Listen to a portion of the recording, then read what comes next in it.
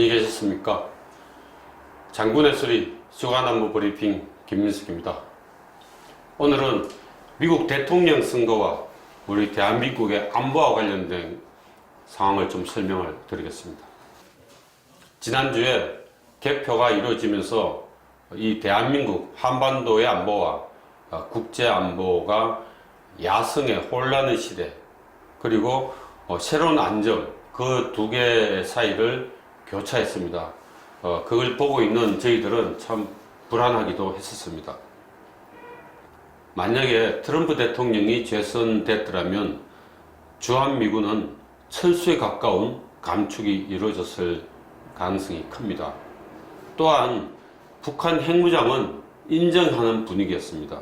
한국 안보는 위험해지고 국제 안보도 혼돈의 시대로 들어갈 수 있었습니다. 그러나 바이든 후보가 사실상 당선으로 확정되면서 다시 안정을 되찾을 가능성이 커졌습니다.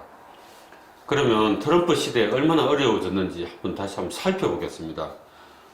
트럼프 대통령이 지난 4년 가까이 집권하면서 이 세계에는 많은 일이 일어났습니다. 물론 그게 트럼프 대통령의 전적 책임은 아니라고 하지만 미국 우선주의와 함께 트럼프 대통령의 특유한 정치 철학으로 사태가 더욱 악화된 건 사실입니다. 첫 번째로 국제 거버넌스의 약화입니다. 트럼프 대통령이 탈퇴한 국제조약기구는 무려 8개입니다. 환태평양 경제 동반자 협정, TPP라고 그러죠. TTP를 탈퇴하는 행정명령에 서명했고, 또 파리 기후협약 탈퇴 선언을 했고요.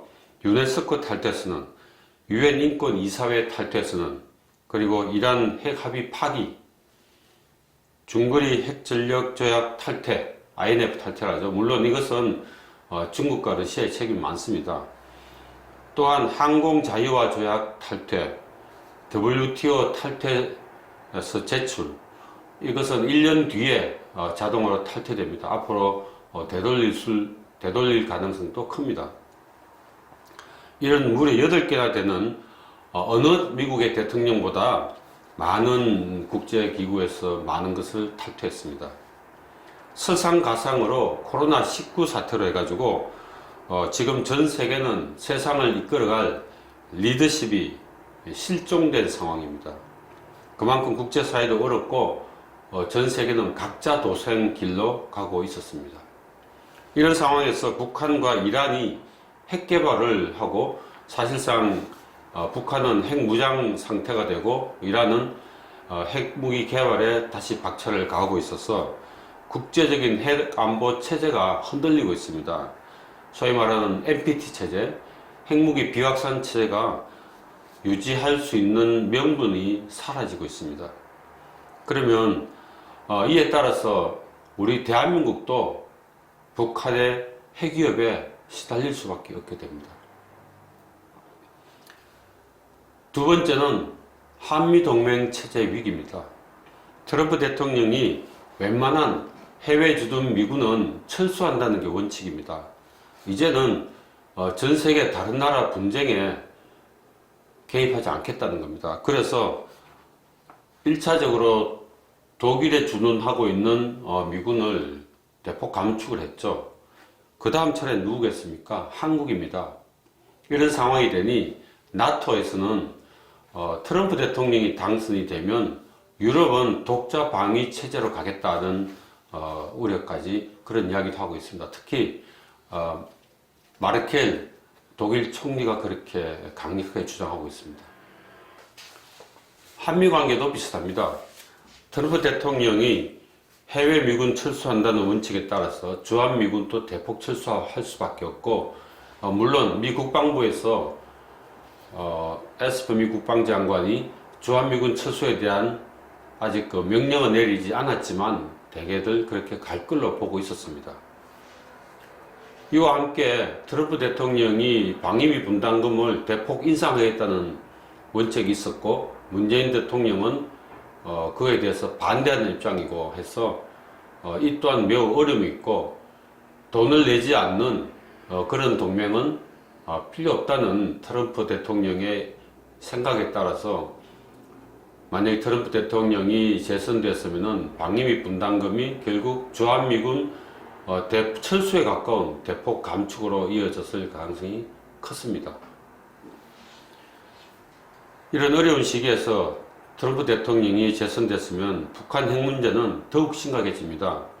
잘 아시겠지만 트럼프 대통령이 당선됐으면 스몰 딜이 가능해집니다. 지난번 하노이 회담에서 보셨지 않습니까? 영변 플러스 알파를 포기를 하면 영변 플러스 알파의 북한 핵시설을 제거를 하면 트럼프 대통령은 북한에 대한 제재를 일부 해제해 주겠다는 그런 입장이었습니다. 만약에 그게 이루어지면 북한은 기존에 갖고 있는 핵무기는 다 인정이 되고, 그리고 대북 제재는 해제돼 가지고 경제는 살아나겠죠. 그렇게 되면 북한의 경제는 살아나고 북한의 핵무기는 그대로 유지한 상태에서 우리 대한민국은 북한의 핵에 대처해야 되는데, 한미동맹은 약화되고 한미연합 방위 체제까지도 매우 약화돼서 정말 우리 대한민국 혼자서 북한 핵에 대처해야 되는 그런 상황이 될 뻔했습니다. 하지만 바이든 후보가 대통령에 사실상 확정되면서 한 번 더 문제는 급변하게 됐습니다. 다시 안정이 될 가능성이 커졌습니다. 제가 바이든 후보의 과거 한국과의 연관성을 좀 살펴봤습니다. 바이든은 역대 미국 대통령 가운데 대통령이 되기 전에 비무장지대, 특히 JSA 공동경비구역을 2번이나 찾았던 유일한 인물입니다. 과거에 어떤 미국의 대통령도 대통령 당선되기 전에 JSA를 가본 적이 없습니다. 바이든은 2001년 상원의원 때 JSA를 갔었고 2013년도 부통령으로서 방문했습니다. 바이든이 JSA에 갔을 때 JSA 브리핑 장교는 바이든에게 이렇게 이야기했습니다. 현재 적 상황은 특이 상황이 없습니다. 전반적으로 지피 상황을 보고 드리겠습니다. 라고 말했습니다. 북한을 적이라고 했던 GP 브리핑 장교의 이야기를 바이든은 경청했습니다. 그때 바이든은 JSA 방문에 앞서서 용산에 있는 전쟁기념관을 방문했습니다. 거기에서 한국전쟁 때 참전했던 미군 전사자 명단에서 알고 있는 2명의 미군 전사자 명단을 발견하고서는 이렇게 말했습니다. 당연히 경의를 표하고서는 그렇게 많은 미국인들이 한국인의 자유를 위해 목숨을 바쳤다 라고 말했습니다. 한국 전쟁의 중요성을 바이든은 잘 알고 있었던 것이죠. 바이든은 또 이번 대선 막바지인 10월 말에 연합뉴스에 기고를 했습니다. 그 기고문에서 2013년도에 JSA 방문 때의 기억을 회상을 했는데 이렇게 말했습니다. 나는 손녀 피네건을 옆에 두고 DMZ에서 북한으로부터 100피터 그러니까 30m죠. 이 100피트도 떨어지지 않은 곳 올레 초소에서 서 있던 것을 결코 잊을 수 없다 라고 말했습니다. MDL을 중간에 두고 남북이 대치하고 한미군이 대비하고 하는 그런 엄중한 한반도 상황을 기억하고 있다 그런 말씀입니다. 바이든은 또 이렇게 말했습니다. 나는 한국이 전쟁 이후 성취한 모든 것에 대해 깊은 존경심을 가지고 있다. 한국은 강력한 동맹이 되어왔다 라고 말했습니다. 그런데 오늘 바이든이 대통령 선거 당선인으로 스스로 발표하면서 이렇게 말했습니다. 한국은 피로 맺은 동맹이라고 말하고 좋은 친구라고 언급했습니다. 한국과의 관계를 잘 유지하겠다는 이야기입니다. 방위비 분담금과 관련해서 한국은 2019년도를 기준으로 해서 13%를 올리는 것이고 미국은 13억 달러를 내라는 겁니다. 상당한 차이가 있습니다. 그 중간에서 적절히 잘 합의를 할 것으로 보입니다. 특히 바이든은 그 연합뉴스 기고문에서 말한 내용이 흥미롭습니다. 이렇게 말했습니다.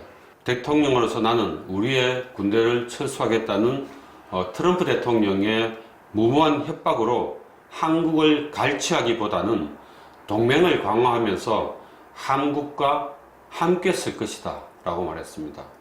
의미심장한 이야기죠.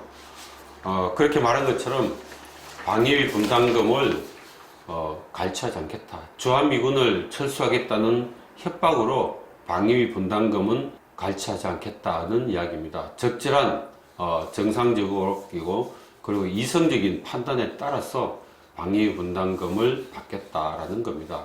그 방위비 분담금은 본래 의도는 주한미군이 한반도 방위를 위해서 연합방위체제에 들어간 돈을 한미가 분담한다, 그런 내용입니다.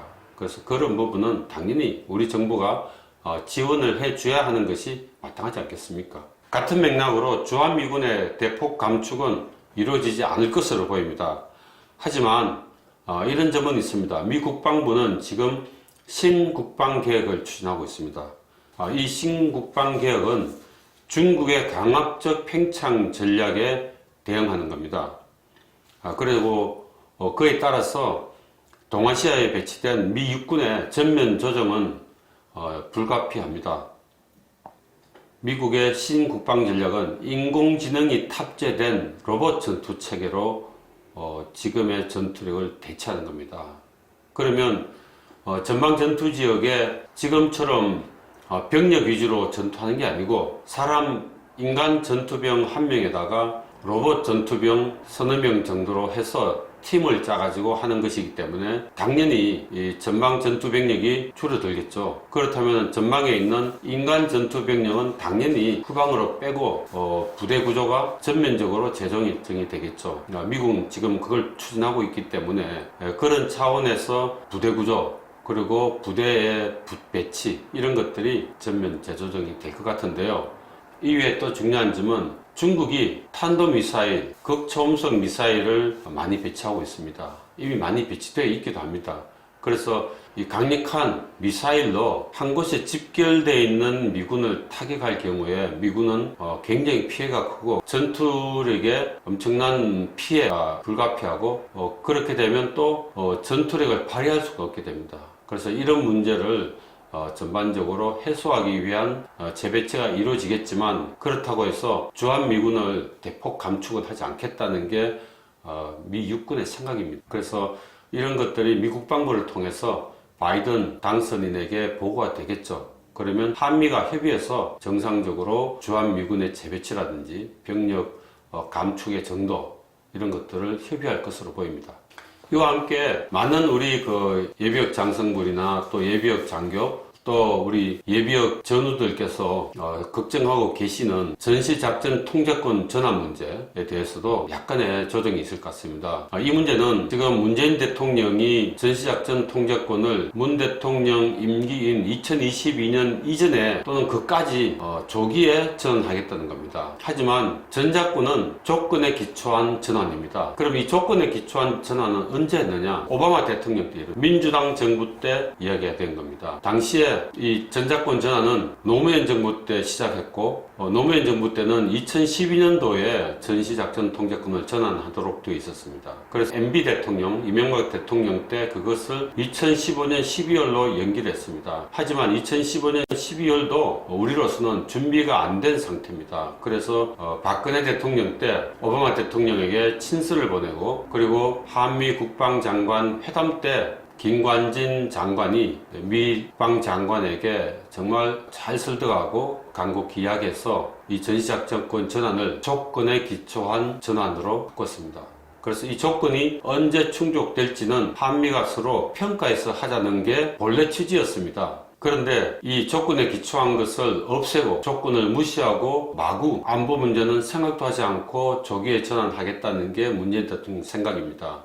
바이든 후보가 사실상 대통령이 확정되고 앞으로 대통령에 취임하면 이 문제는 당시 민주당 때 합의한 내용으로 되돌아갈 가능성이 큽니다. 북한 핵 문제도 상당히 정상화될 가능성이 큽니다. 트럼프 대통령은 본인의 정치적 입지 때문에 김정은을 달랬죠. 핵무기를 더 개발하지 못하고 또 미국을 공격할 수 있는 ICBM 개발도 그만하라고 그랬죠. 하지만 북한은 지난 10월 10일 날 노동당 상근 75 75주년 기념 열병식에서 화성 16호를 공개했습니다. 그 화성 16호는 다탄두 구조이고 다탄두로 된 핵무기를 뉴욕과 워싱턴을 동시에 공격할 수 있는 13,000km 날아가는 것이었습니다. 그러하기 때문에 앞으로 미국과 북한과의 경쟁도 가능하고 북한이 미국을 협박할 수도 있고 그걸 통해서 남한을 더욱 강압적으로 협박할 가능성이 있죠.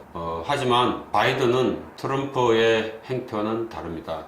트럼프는 북한을 달래기 위해서 김정은을 좋은 친구라고 그랬죠.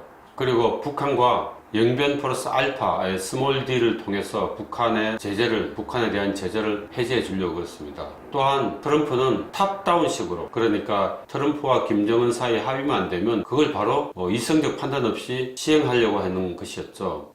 하지만 바이든은 반대입니다. 탑다운이 아니고 바텀업식으로 갑니다. 실무 레슨에서 협의가 되고 충분히 정상적 합의가 되면 그걸 가지고 바이든은 김정은과 서명만 하겠다는 겁니다. 스스로 나서서 억지로 이 핵 문제를 해결하지 않겠다는 겁니다. 그렇게 되면 당연히 대북 제재 해제는 쉽지가 않죠. 그리고 바이든은 북한 핵에 대해서는 되돌릴 수 없을 정도로 완전히 폐기를 해야 된다고 하는 CVID 방식을 유지하고 있습니다. 그게 기본 입장입니다. 그래서 김정은이가 핵무기를 완전히 폐기하지 않겠다는 식이면 합의가 되지 않습니다. 그래서 김정은은 매우 어렵게 될 가능성이 큽니다.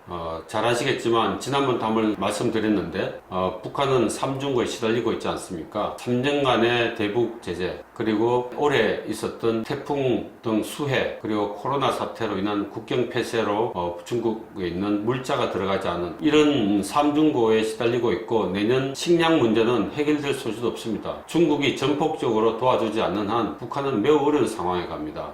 그러하기 때문에 바이든은 그런 것들을 앞으로 보고를 받고 잘 알겠죠. 이런 문제로 해서 이제 북한 핵 문제를 바텀업식으로 나아갈 텐데 여기에서 문제가 있을 수 있습니다. 김정은은 몸값을 올리려고 할 가능성이 큽니다. 몸값을 올리기 위해서는 뭘 하겠습니까? 도발을 할 가능성이 있습니다. 이 도발은 두 차례의 기회가 있다고 봅니다. 내년 1월 1일에서 1월 20일 사이입니다.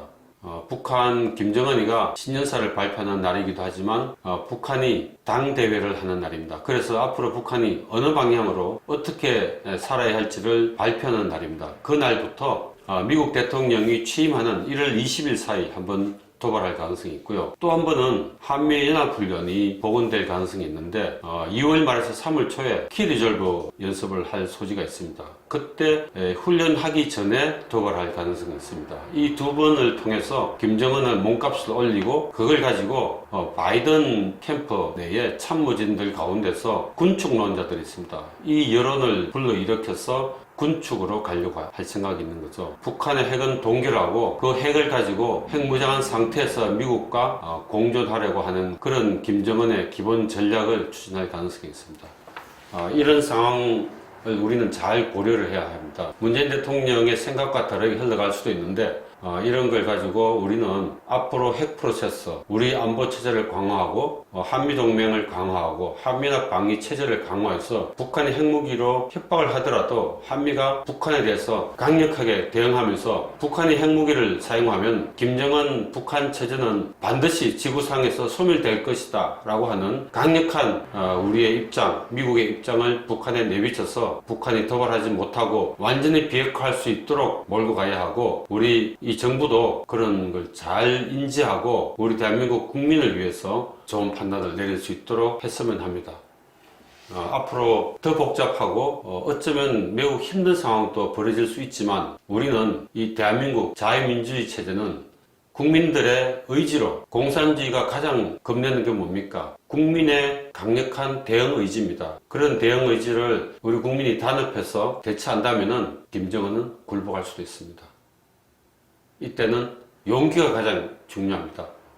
우리 대한민국 국민들은 용기를 가집시다. 화이팅입니다. 오늘 브리핑은 이것으로 마치겠습니다.